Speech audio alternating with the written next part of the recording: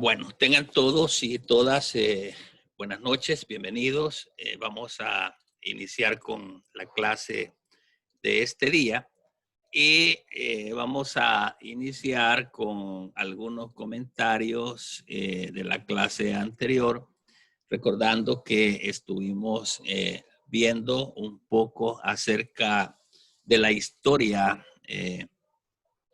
mundial y, por cierto, también de la historia nacional, cómo es que vinieron surgiendo las organizaciones profesionales, y en ese sentido hemos venido pues conociendo cómo se ha venido transformando y evolucionando el derecho laboral colectivo en ese sentido. Quiero preguntarles, jóvenes, a ustedes si tienen alguna consulta, alguna duda. El día de ayer o antier subí a la plataforma un foro de dudas y consultas para que ahí puedan también ustedes anidar cualquier consulta que tengan y luego pues ahí vamos a estarles dando respuestas. Pero no sé si hay ahorita alguna duda de lo que vimos en la clase anterior. De mi parte no. Ok, en la parte José Luis. final no le... Perfecto, Evelyn Hernández. Todo bien, licenciado. Vale, perfecto. Vamos a procurar ir despacio. Repito, me interesa no terminar el programa. Me interesa que aprendan ustedes, ¿ok? Sin embargo, hemos hecho la jornalización para que cada fecha podamos ir avanzando y teniendo el conocimiento de los temas como tal. Pero sí me interesa más que todo que ustedes aprendan. Entonces, vamos despacio. Repito nuevamente, si hay alguna consulta que usted tenga que hacerme, interrúmpame, por favor. Lo importante es que quede claro. Bien, dicho esto, y dándole seguimiento a la clase anterior que estuvimos hablando de cómo se vienen organizando las organizaciones profesionales desde el quehacer mundial, llegamos a hablar en el quehacer nacional. ¿Cómo es que se crea esto? ¿Cómo es que nacen ya las leyes que le dan fortaleza a este tipo de organizaciones? ¿Y cómo es que se va a fundamentar ahora, mediante el Código de Trabajo, la existencia, la norma, el caminar de cada una de estas organizaciones? Entonces, estamos ya en 1917 y hablando de El Salvador. En El Salvador nace a consecuencia de los acontecimientos posteriores a la Gran Revolución Socialista de octubre de 1917 en Rusia, ¿verdad? Ya definitivamente este tipo de organizaciones sindicales. Estas entonces sirvieron de motivación a los obreros salvadoreños en el inicio del proceso de organización. En este sentido, entonces... Disculpe. Sí, dígame. Dígame. Disculpe. Te dice que necesita que la acepten para meterse al grupo. Que no puede entrar. No puede entrar. Sí. Vamos a ver qué podemos hacer acá. Permítame. Fíjese que no veo acá. No veo acá, como le digo, le dijera,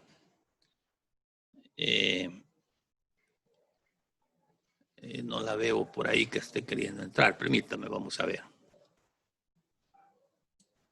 Aquí tenemos ya 7 participantes. Quizás se metió a otro link, a otro código. Ok. ¿Ya entró entonces?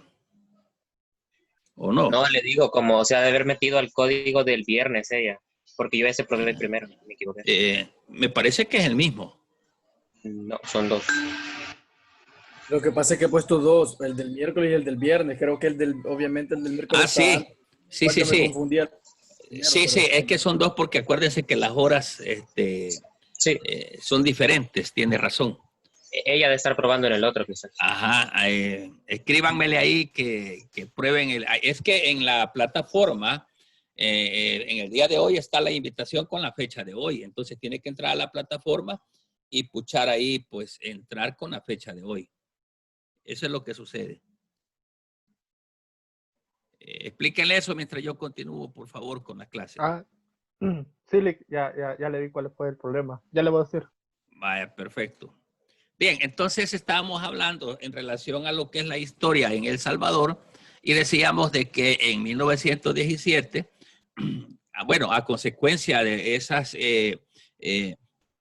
posteriores revoluciones que se dieron socialistas en Rusia, entonces ya El Salvador va tomando fuerza porque este tipo de eventos le sirve de motivación a los obreros salvadoreños para ir iniciando el proceso de organizarse como tal.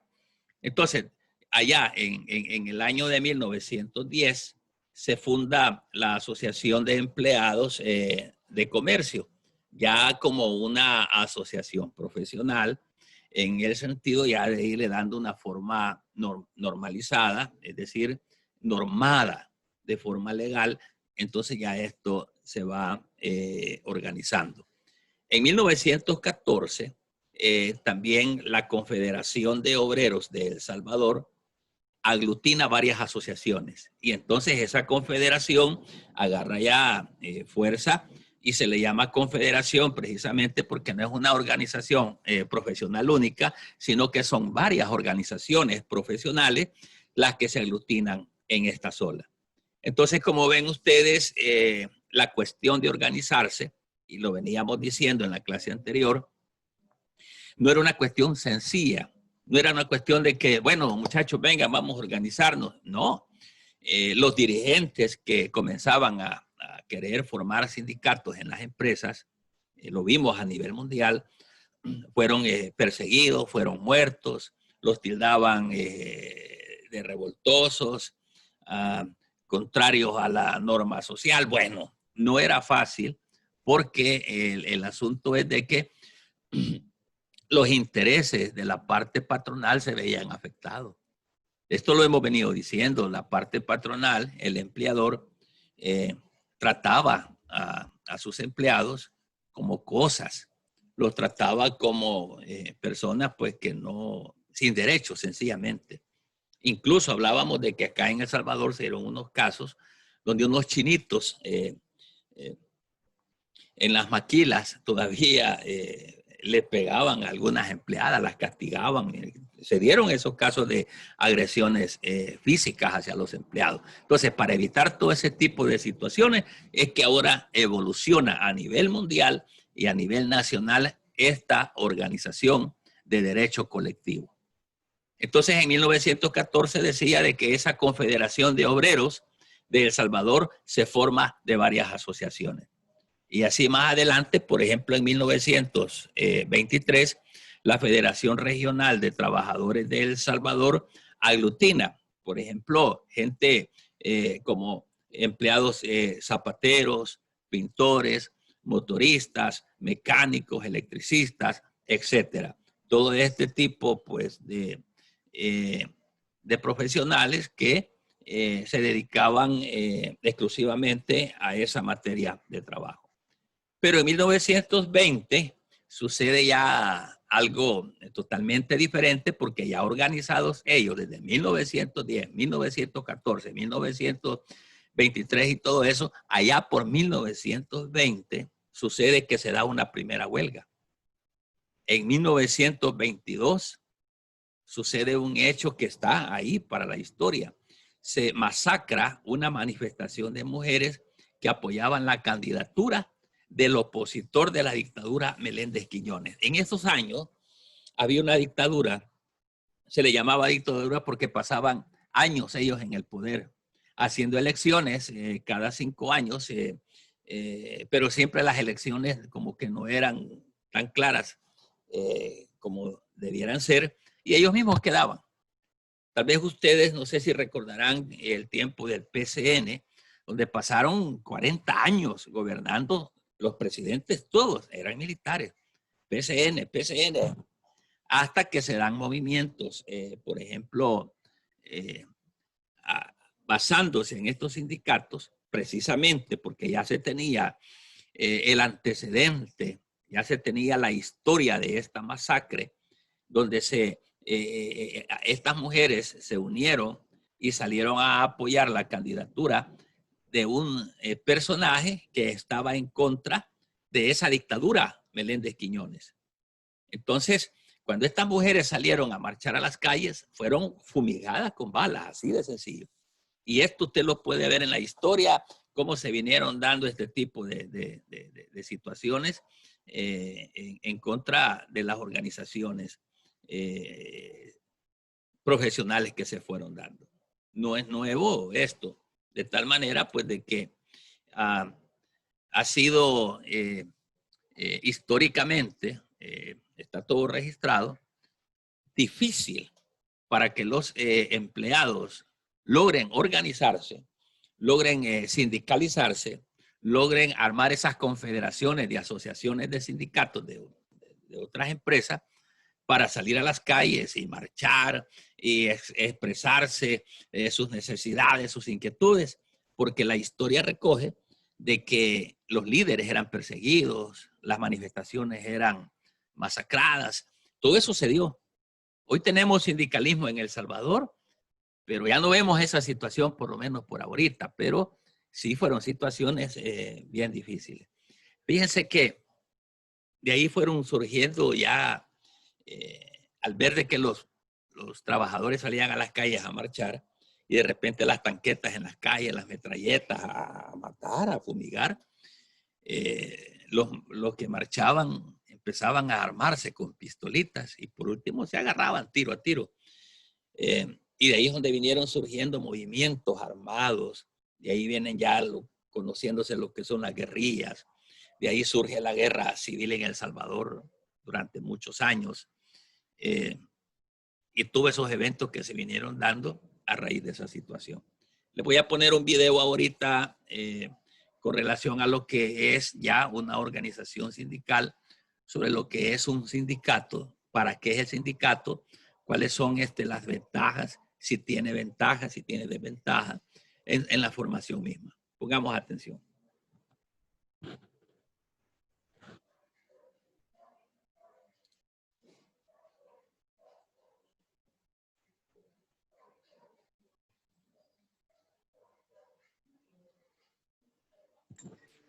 Licenciado, no tiene audio. Déjeme arreglar eso, vamos a ver.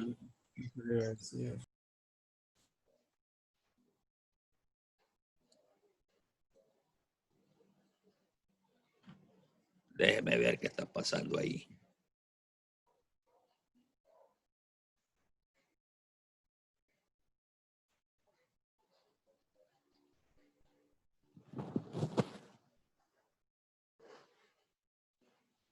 Permítame.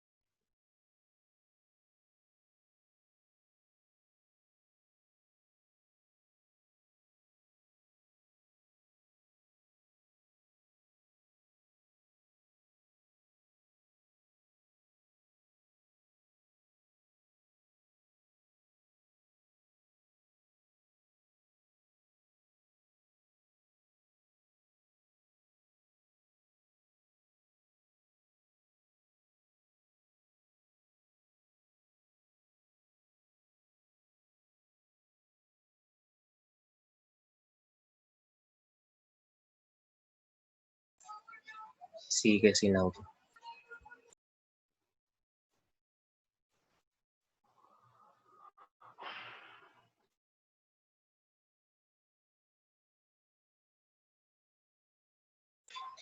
Licenciado.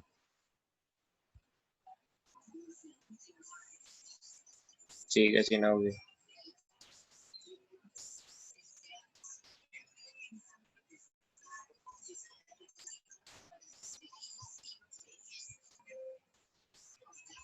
Usted tiene audífonos conectados, Lick, el sonido está saliendo por medio de sus auriculares.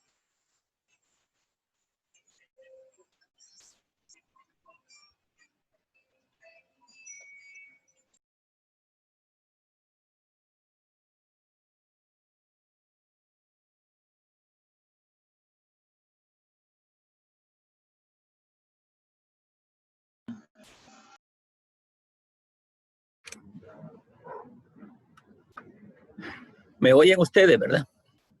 Sí, Lick, le escuchamos.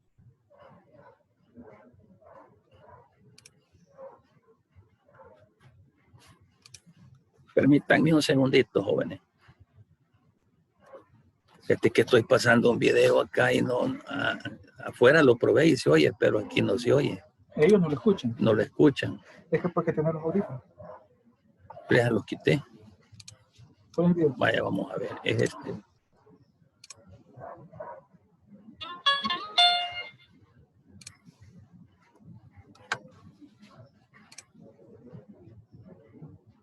Ve, Y estás compartiendo pantalla.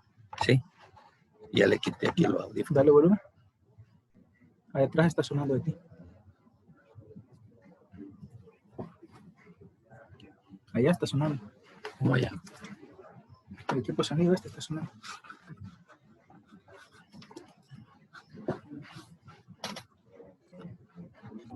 Dale escape.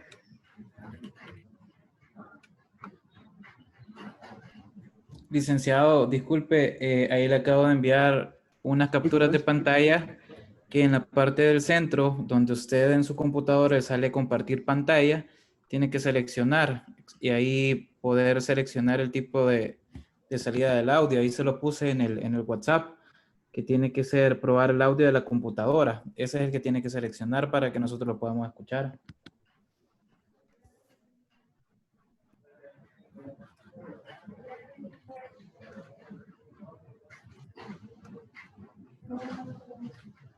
Tiene que ser pantalla.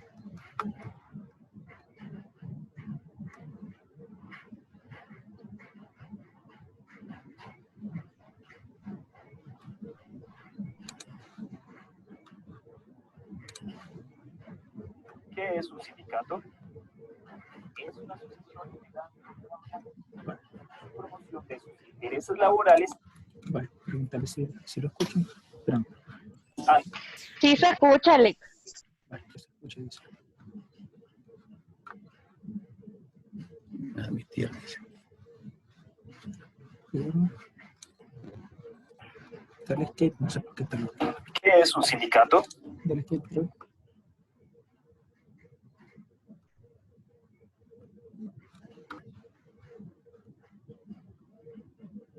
Nosotros sí lo escuchamos. Hoy sí lo escuchan, ¿verdad? ¿Lo escucharon? Sí, Lick, Sí, licenciado. pero no se ve.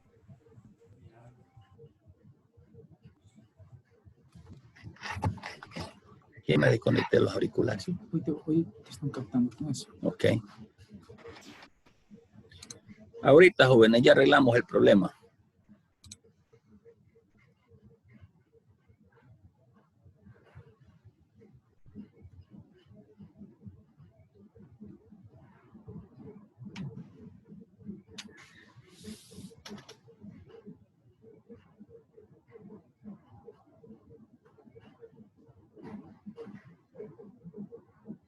Vamos a ver por qué da problema ahí. ¿Va?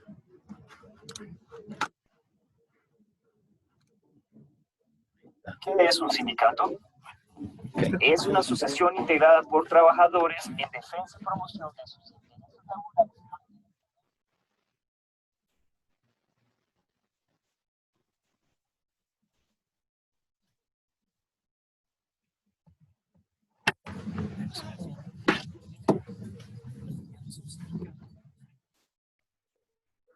Se volvió a perder el audio, Alex. ¿Oyen el audio? Al inicio sí, Lick, No, pero Lick. ya no. Permítame, yo lo estoy oyendo bien. Solo se escuchó que era un sindicato, luego dejó de funcionar. Y se escucha bien al fondo. Ahorita no escuchan. No, ahorita no. No, Licenciado, ¿Sí? por el WhatsApp le pasé unas capturas de pantalla que es donde tiene que seleccionar en la parte de en medio de su pantalla de Zoom, donde dice compartir pantalla. Ahí le da la opción de seleccionar el audio y tiene que seleccionar uno que dice probar el audio de la computadora. Entonces, cuando se selecciona ese, nosotros ya podemos escuchar el video. Pues puede venir. Permítame un segundo, quiero ver.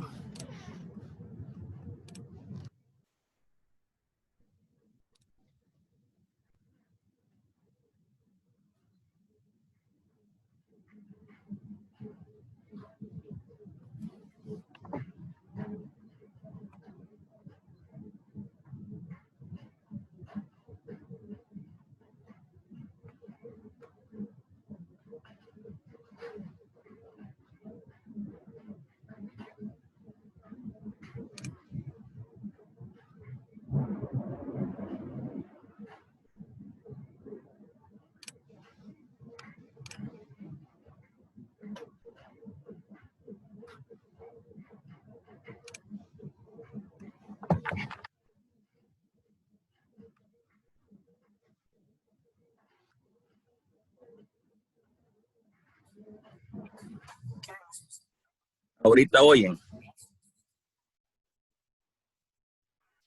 al principio sí se escucha y así pasó la vez pasada, pero después se deja de escuchar. Ahorita no lo están escuchando. No, Ok. Ahorita me resuelvo.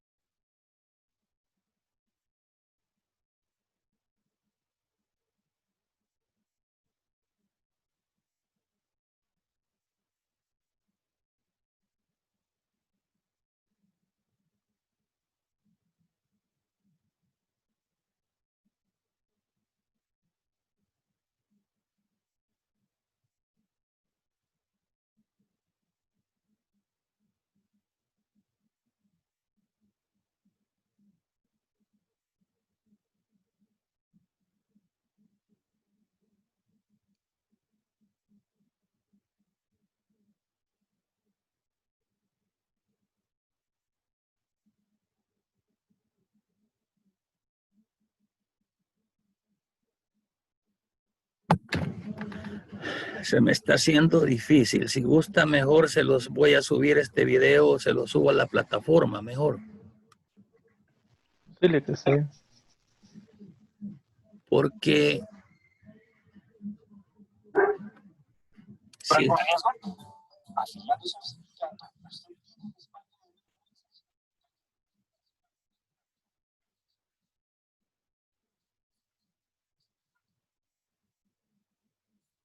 porque ahorita no oyen, ¿verdad? no, licenciado. No. Ok. Lick, ¿puedo Ok. intentar algo para ver si lo podemos ver ahorita? Ahí, dele. Vamos a ver. Ah, bueno, pero tendría que darme el habilitar como que yo pueda compartir también pantalla. Dice control remoto, ¿no? Ajá, tendría que dar a los participantes. Ceder el control del mouse, teclado. Exacto. ¿A quién? Y también de poder compartir pantalla.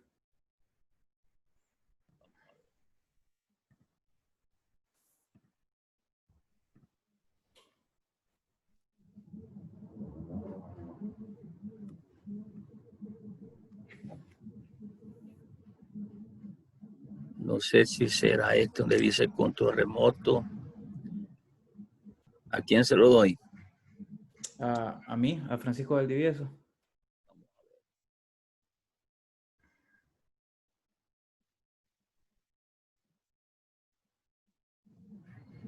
Vaya. Ahí le di un clic. Vamos a ver. Ah, no, pero quiero ver. No, estoy haciéndolo. No, era otro, la oportunidad de poder compartir pantalla, porque yo puedo manejar ahorita su pantalla, pero lo que necesito es que me dé como el permiso para poder compartir yo también la pantalla, porque ahorita estoy manejando la suya. Hay una Claro. opción que dice host, creo yo. Activar host y ese de compartir. Ajá, es el activar para anfitrión, tendría que decir. Ujú. Si no tenés ¿Dónde? vos no la tenés, Valdivieso. De Pero es que como pedirlo. no soy yo el que ha iniciado la conferencia, no Ok. lo puedo manejar. Solo el que crea la Puedes venir ahorita. Permítame. Yo creo que sería eso, solicitar el control remoto. El control remoto me hace a mí poder manejar la diapositiva, por ejemplo, ahorita, pero no es lo que yo quiero, sino que es poder compartir pantalla, que el anfitrión me dé la oportunidad de compartir pantalla. Sí, porque lo ha Pero si no, inhabilitado. licenciado, mejor veámoslo en la plataforma, porque si ya... Sí, se nos está yendo la hora y Ajá. se nos complica este volado. Permítame ahorita. Fíjate que ellos no oyen. ¿El que no oye? El audio no lo oyen ellos. El del video que estaba. Ajá, solo yo. Pero ahí estaban diciendo que sí lo oía. Sí, pero al principio dicen que se oye. El sindicato, pum, y de ahí para allá no se oyó. Pero no sé si les puedes dar a un joven ahí para como Acceso. porque- acceso. Sí, Ajá. eso lo plan. Ahorita le vamos a dar acceso a Fran. Que me quite lo de el control remoto, exacto. Y que me dé la oportunidad a mí de compartir la pantalla. Vaya, hoy sí. Vamos a ver, acá está. A ver por qué no se oye. Tengo que revisarte esto, debe estar desconfigurada.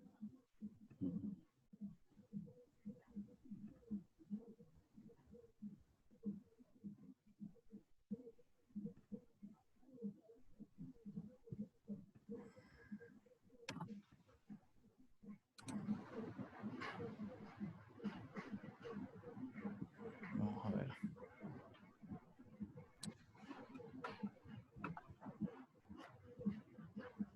¿Para qué me sirve afiliarme a un sindicato? Fácil, para que no violen sus derechos ahí. y pueda exigir lo justo para usted como empleado. No sé si lo escuchan Sí, ahora ustedes. sí me escucho. Sí, se Sí, escucha. ahora sí. sí. Vaya, Hoy sí. ahí va. ¿Qué es un sindicato? Es una asociación integrada por trabajadores en defensa y promoción de sus intereses laborales ante el empleador o empresa. ¿Para qué me sirve afiliarme a un sindicato? Fácil, para que no violen sus derechos y pueda exigir lo justo para usted como empleado. Pero si me afilio, ¿corre algún riesgo? Afiliándose a un sindicato, usted tiene un respaldo de una organización donde lo pueden asesorar en cualquier tema relacionado con su empleo. ¿Es fácil afiliarme a un sindicato? Sí, es muy sencillo. Solo tiene que hacérselo saber al director del sindicato de su región o gremio. Ya teniendo esto en claro, podemos afirmar que un sindicato no es un monstruo que quiera hacer huelgas injustificadas y discutir con los empleadores. Por el contrario, lo que busca es apoyar, respaldar y trabajar juntos para que el empleado tenga un trabajo justo. Un sindicato está construido precisamente para protegerlo, para defender y promocionar sus intereses profesionales, económicos y sociales. ¿Para qué sirven los sindicatos? Contextualicemos. Si te pide ahí un número, sí, no, ¿Siente que nadie lo protege laboral y económicamente? Pues está usted tercerizado. Es decir, tiene un contrato por prestación de servicio, a término fijo, teletrabajo, subcontratación laboral, pago a destajo, contrato sindical. ¿Se siente inestable laboralmente? Pero no sabía que sus derechos y condiciones laborales se deben respetar, que hay leyes nacionales e internacionales que lo protegen. El sindicato lo respalda en diferentes aspectos o situaciones laborales. Le asegura igualdad de condiciones laborales, que todos lo traten con respeto, pues sus derechos laborales, por ley, son iguales a los de cualquier trabajador. Si ocurre lo contrario, ya sabe, no está solo, está el sindicato. En caso de accidente, no tiene por qué preocuparse. Los empresarios son responsables de lo que a usted le suceda laboralmente. Si ocurre lo contrario, ya sabe, no está solo, está el sindicato. Si lo despiden y cree que no tiene derecho a ninguna indemnización, pues tiene que saber que el Código Laboral tiene para estos casos una tabla que debe ser aplicada. Si ocurre lo contrario, ya sabe, no está solo, está el sindicato. Si usted es tercerizado y su contrato le da menos beneficios para su vida, el sindicato está para mejorar su situación. Si cree que su salario no es justo, debe saber que por ley a trabajo igual corresponde salario igual. Si ocurre lo contrario, ya sabe, no está solo, está el sindicato. Si lo obligan a quedarse por más tiempo trabajando, sepa que la ley dice que la jornada laboral máximo puede ser de 8 horas diarias y 48 horas semanales. Si ocurre lo contrario, ya sabe, no está solo, está el sindicato. ¿Siente que en su trabajo no es una persona valorada? La Constitución reconoce que el trabajo es principio, deber y derecho. Si ocurre lo contrario, ya sabe, no está solo, está el sindicato. ¿Trabaja domingos y festivos? Tenga en cuenta que deben remunerarlo con un recargo del 75% sobre el salario ordinario. ¿Tiene dudas sobre sus horas extras? Pues estas deben pagarse de acuerdo al artículo 159 del Código Sustantivo de Trabajo. Si sucede lo contrario, ya sabe, no está solo, está el sindicato. Palabras más, palabras menos. Un sindicato es una herramienta que todos los empleados debemos tener, ya que nos asesora, respalda y protege de algunos empleadores que quisiera violar nuestros derechos laborales. La ley le da derecho a la libertad de asociación y negociación, así que aproveche su derecho y no permita que se aprovechen de usted.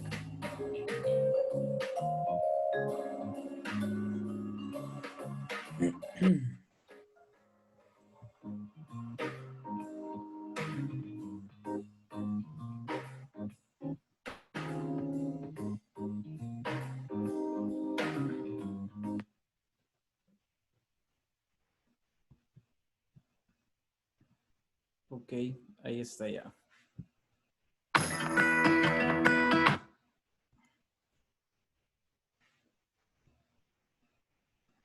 Solo ese era, ¿verdad?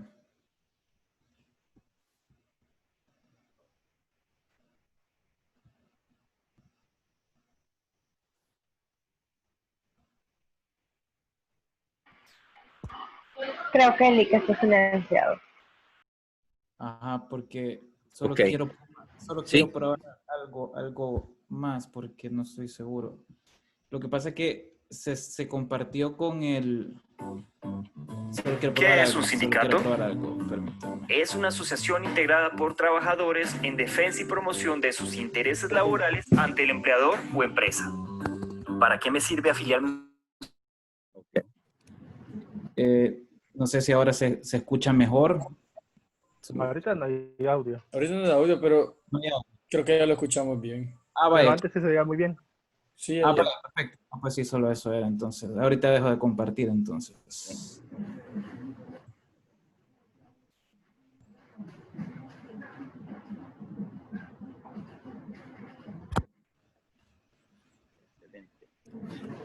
Bien, entonces, ¿qué fue lo que más les llamó la atención a ustedes de esto que acabamos de ver y oír? Yo vi algo que me llamó la atención que dice de que si tienes temor a asociarte a un sindicato, de que hay muchas personas que tienen temor a asociarse a un sindicato porque creen que van a ir en contra del patrono. Eso me llamó la atención del video. A mí, Lick, me llamó la atención de que, por ejemplo, hay personas que realizan más de 48 horas a la semana y las horas extras las realizan aún más y pues no dicen nada, pero igual por lo mismo, por miedo a que se los despidan o que ya no se los demos o les quiten más. ¿Qué más? A mí lo ¿Qué que me más? llamó la atención fue, o sea, precisamente también que el hecho de que si hay algún accidente laboral, el patrono es el encargado de velar por esto, por costear, digamos, la parte hospitalaria, si es necesario, de la persona que ha sufrido, ¿verdad? Dentro del ambiente laboral algún accidente. Lick, Sí. yo tengo una pregunta y a la vez es duda, porque hace como 2 años más o menos una compañera dentro de la U tuvo un accidente. Sí. Entonces se cayó de una grada, creo que se quebró la pierna y la llevaron no me acuerdo a qué seguro lo llevaron, pero la universidad no se encargó de todos los gastos médicos, solo se encargó de la mitad. Entonces yo tenía entendido que el seguro que se cancela cubre todo, cualquier accidente o cualquier cosa que suceda dentro de la institución. Sin embargo, la universidad no costeó, y lo digo porque de palabras de ella dijo que la universidad solo se había hecho cargo de la mitad y lo demás le había tocado costeárselo a ella. Y, o sea, ¿por qué suceden estos casos y qué es lo que tiene que hacer en el mismo? Usted me está hablando del seguro para estudiantes. Ajá, sí. Bueno, es que ahí son unas situaciones totalmente diferentes. Ustedes como estudiantes están pagando un seguro. Nosotros como empleados también, la universidad nos da un seguro. Entonces eso cubre cualquier incidente o situación que se dé dentro de la universidad.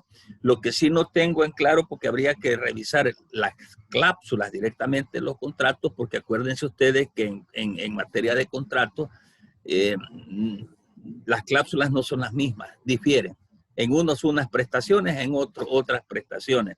En otros existen prestaciones, en otros no existe. Habría que revisar en las cláusulas del contrato de seguro qué riesgos son los que cubre el seguro y qué cuantía, porque no es en su totalidad, sino que es un porcentaje. Supóngase, por darle un ejemplo, el seguro suyo le cubre, un ejemplo, $3,000 por decir algo. Pero si tal vez el incidente le cuesta $5,000, entonces el resto va por cuenta de la persona incidentada o accidentada. Es decir, porque los seguros, todos los seguros tienen un techo, hasta dónde le va a cubrir y en qué cosas le va a cubrir. Entonces es probable de que por ahí haya surgido la situación de que no se le pudo quizás con relación a las cláusulas cubrir en su totalidad el riesgo de la compañera. Pero habría que revisar. Lo traía al caso porque también conozco de otros casos que dentro de la empresa las personas no son accidentes tan graves, pero igual el patrono no se hace responsable de la totalidad de los gastos médicos. Exactamente. Ajá, entonces, ¿qué hacen en ese caso? O sea, lo traía a comparación porque pensaba que sucedía lo mismo cuando deben de hacerse cargo de los gastos médicos cuando surgen accidentes dentro del área laboral o en este caso, pues, estudiante. Sí, casi es lo mismo, porque prácticamente es como casi el mismo procedimiento, pero las naturalezas son totalmente diferentes. El empleador con el empleado, la naturaleza es laboral puramente y el contrato es puramente laboral y esos contratos de seguros que el patrono debe de darle a sus trabajadores también son de carácter laboral y especiales a la materia. Entonces las cosas difieren. Ahora, como empleados, por ejemplo, el empleador está en la obligación de cubrir los riesgos, pero con relación a las pólizas de seguro que se celebran en contrato de seguro, siempre se estipula cuantía, es decir, el techo hasta donde el seguro puede dar y el resto podría darse de la siguiente manera. Si, por ejemplo, el seguro cubre hasta $3,000, por decir una cifra, pero si el percance anda por los 5,000, pudiera darse que dentro de la celebración del contrato colectivo de trabajo se establezca una cláusula especial en que el porcentaje o el excedente sea cubierto, por ejemplo, por el patrono. Podría ser un porcentaje el seguro social, un porcentaje el patrono, un porcentaje el contrato de seguros por riesgo que pudo haber tomado la empresa. Eso va a variar siempre y cuando las cláusulas dentro de los convenios que se establecen de forma colectiva con la empresa así lo establezca. Entonces no todos los casos van a ser iguales. Sin embargo, como ya vimos nosotros en la ponencia de este video, podemos percatarnos de que en efecto, cuando la persona está aglutinada a un sindicato, entonces es el sindicato el que está velando y está respondiendo porque cada cosa que el patrono haya pactado con el trabajador se cumpla. El problema se daría Si el patrono diga que cubre, por ejemplo, la totalidad de un riesgo por accidente laboral y a la hora llegada el patrono se quiere echar para atrás, ahí sí va a tener problemas. El seguro, por consiguiente, las cláusulas no se diga, porque el problema se genera cuando no hay cumplimiento por parte del patrono con relación a lo que se acordó en las cláusulas del contrato. Entonces la cuestión varía. ¿Vamos? Ok, Sí. gracias. Ok. Bien, observamos en el video ventajas, características, razones del por qué el sindicato, qué es lo que un sindicato hace, qué se puede hacer dentro del sindicato, cuáles son las bondades dentro del ámbito laboral que el sindicato acarrea. Porque no es lo mismo, y este es el pensamiento laboral, no es lo mismo a que yo, Manuel González, quiera defenderme de las injusticias laborales, a que haya un sindicato que respalde por las injusticias laborales que quieran hacer conmigo. Entonces, por estas razones es que se vino organizando la clase trabajadora a efecto de crear esos bloques de poder, si pudiéramos llamarlo así, a través de las organizaciones profesionales para efectos de darle solidez a los tratos directos que se hayan dado con el patrono, para que el patrono responda, pues, ¿verdad? Entonces, dándole pues seguimiento a esto, el 28 de febrero de 1921 finaliza la primera huelga del gremio de zapateros. ¿Por qué? Habían bajos salarios, hambre, despidos, maltratos. Entonces ya estos gremios aglutinados en un sindicato ya tenían fuerza como para detener las labores, parar la producción. Ya ellos tenían la fuerza suficiente de un sindicato como para irse a una huelga. Si vieron en el video es claro y dice, no, es que el sindicato no es como para estar yendo a huelgas. No es como que a todo le vamos a llamar huelga. No, tampoco, ¿verdad? Porque la huelga, la vamos a ver más adelante, se regula en nuestro código de trabajo y en el mismo pues se establecen las normas, las reglas del juego, en qué momento nos vamos a ir a una huelga. No es solo de irnos, vaya, dejemos de trabajar y ya, no. Sino que la huelga se regula en el Código de Trabajo, es decir, se establece el procedimiento para que la misma pueda realizarse, no es solo de dejarse ir.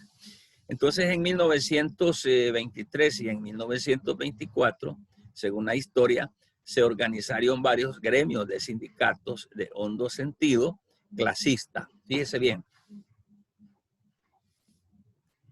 Aquí en El Salvador surge una situación que fue desesperante para los empleadores, porque los sindicatos de una y de otras empresas comenzaron a organizarse, los gremios comenzaron a aglutinarse, entonces esa organización fue organización de clases, de clase trabajadora, los maestros, por ejemplo, ahí tenemos un sindicato que se llama Andes 21 de junio, que aglutina a todos los docentes de las escuelas públicas, instituciones públicas que se han aglutinado para organizarse como gremio de hondo sentido clasista, con una fuerza, bueno, es histórica pues la fuerza que tienen los docentes. Y así pues sucesivamente en el año de 1924, la organización gremial de los trabajadores había alcanzado un nivel sin precedentes en la historia nacional. En este sentido es que les manifiesto de que los gobiernos, la clase patronal, la clase capitalista, los dueños de empresas, los empleadores, todas estas personas desesperadas hicieron un solo bloque de lucha en contra de la clase trabajadora. Mire, fue algo tremendo. Yo quizás los invitaría a que busquen ustedes por ahí, tal vez en YouTube encuentran un poquito de historia y de algunos videos de cómo las personas salían a las calles, así como en estos días. Los médicos, por ejemplo, la semana pasada, el gremio médico, parte del gremio médico, sale a las calles, a la asamblea con pancartas, gritando consignas, reventando cohetes, con cajas, ataúdes ahí, con banderas y con todo. Esos movimientos. Hacer un movimiento de estos hace, póngale, 20 años, 30 años, eso era letal, porque salían las tanquetas y los soldados, y en ese tiempo existía la famosa Guardia Nacional, no sé si ustedes se acuerdan o conocieron sobre ese cuerpo de seguridad que existía, la Guardia Nacional, la Policía Nacional, la Policía de Hacienda, que de repente eran camionadas de policías bien armados y comenzaban a repartir garrote y balas y con todo, pues de tal manera de desorganizar a esta gente. Pero ellos tenían una consigna: a mayor represión, decían, mayor organización, decían. Y entonces entre más gente mataban y masacraban, pues hombre, los trabajadores más se organizaban y andaban por las calles. Gracias a Dios, pues ya en estos tiempos eso ya no se mira. Hasta mentira pudiera ser que sucedió, porque ahora vemos, por ejemplo, estos sindicatos que salen a las calles. Y lo curioso que yo veo, porque yo conocí en el pasado todas esas cosas que se dieron, lo curioso de ahora es que aún la policía marcha con ellos cuidándolos. Y ahí va la policía a la par de ellos. Antes no se veía un policía por ahí. Y si lo veían, lo garroteaban también. Y se encontraban con los cuerpos de seguridad, pero a darse balas por ahí. Todo eso que les cuento era porque ellos querían detener las organizaciones gremiales de los trabajadores. Pero en 1994, como les decía, pues eso ya había alcanzado un nivel sin precedentes. En Centroamérica también, esto es importante, se forma la Confederación Centroamericana, conocida como COCA, y ahí se dan las primeras relaciones internacionales de los trabajadores salvadoreños en esa materia. De ahí, pues, dándole seguimiento a esto, vemos las consecuencias políticas del sindicalismo en El Salvador, y el 1 de marzo de 1931, el ingeniero Arturo Araujo llega al poder, y llega apoyado por las masas campesinas y obreras. Pero el problema que tuvo este ingeniero Arturo Araujo como presidente es que no pudo cumplir, porque la situación económica en ese entonces en El Salvador, había una crisis terrible acá, producto de la crisis mundial. Ahí se ve la caída del café, el desempleo, reducción de salarios. Eso fue terrible en ese año 1931. Pero el 2 de diciembre de ese mismo año acontece entonces un golpe de Estado. Ese golpe de Estado lo dirige el general Maximiliano Hernández Martínez. Y este general comienza a perseguir las organizaciones populares y fusila, oigan esto, a los principales dirigentes. No sé, jóvenes, si ustedes han oído hablar de este general Maximiliano Hernández Martínez. Pregunto. Sí, ¿Qué anécdotas conocen ustedes de este hombre? Una de las que a mí me llamaba la atención bastante y que me parece que la implementaba de buena manera era que a los reclusos los sacaba a las calles a hacer obras públicas. Sí, se construyeron calles como la Panamericana. Exacto, y también los túneles del litoral y todo eso, entonces, pero también era bien drástico en otras cosas. Yo no sé si es cierto, pero también como que mutilaba a los ladrones. Cortaba las manos.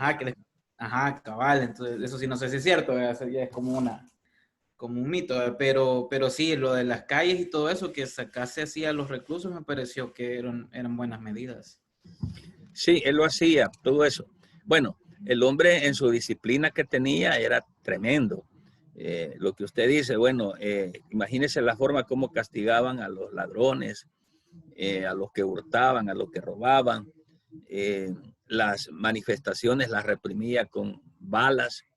Se dice una anécdota de que él mandó a fusilar a un hijo de él. Y él le dice, lo siento, mijo, a ti no te castigo yo, sino que la ley te va a castigar. Era un tipo que tenía una rectitud tremenda, pero con una disciplina bien severa. Entonces este general Maximiliano Hernández Martínez, muy conocido en la historia, persigue las organizaciones populares y, repito, pues mandó a fusilar a muchos de los principales dirigentes para ver de aplacar el movimiento sindical de esos tiempos. Entonces se dan siempre esas consecuencias, como el 22 de enero de 1932 hay un levantamiento campesino en el oriente de El Salvador. Y también ese movimiento que se levanta es reprimido por las fuerzas gubernamentales. Imagínense que en esa época mueren casi 30,000 víctimas en 1932. De ahí en el lapso de 1931 y 1944 gobernó el general Martínez. En su gobierno continuó la persecución, torturaba, había cárcel, había muerte hacia los obreros, hacia los campesinos. Los derechos conquistados por los trabajadores fueron suprimidos por los patronos. ¿Por qué? Porque en ese tiempo, ya ven ustedes, de que los patronos gozaban del respaldo del general Maximiliano Hernández Martínez, que era el que gobernaba en esa época. Entonces, así se han venido dando las formas de organización profesional y hasta llegar a sindicatos, de tal modo que no ha sido sencilla la cuestión. Ha sido, bueno, hasta de persecuciones y de muertes, pues, porque el que tiene el capital, pues, no permite manipularlo ni soltarlo. Pero en 1944, allá por el mes de abril, se dio una insurrección armada. Y esta insurrección armada que se dio, logró controlar este general Martínez, pero renunció ante una huelga general que se dio en 1944, una huelga de brazos caídos. Entonces, esto se dio en mayo. ¿Qué es la huelga de brazos caídos? Todos los trabajadores no fueron a trabajar. Y si fueron a trabajar, no trabajaron. Todo mundo cerrado. Esto se vuelve a repetir, esta historia, con los tiempos ahora del presidente José Napoleón Duarte.